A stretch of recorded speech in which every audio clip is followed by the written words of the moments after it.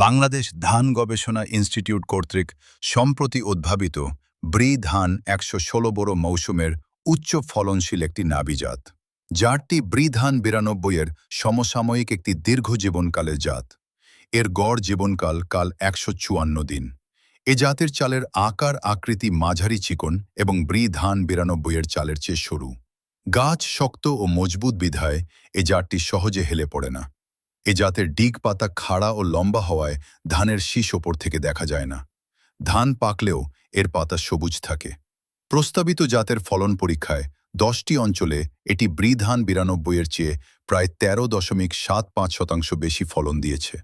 এ জাতের হেক্টর প্রতি গড় ফলন ৮.৫৯ টন। তবে উপযুক্ত পরিবেশে সঠিক ব্যবস্থাপনা করলে জাতটি হেক্টরে ১০.৩৬ টন পর্যন্ত ফলন দিতে সক্ষম।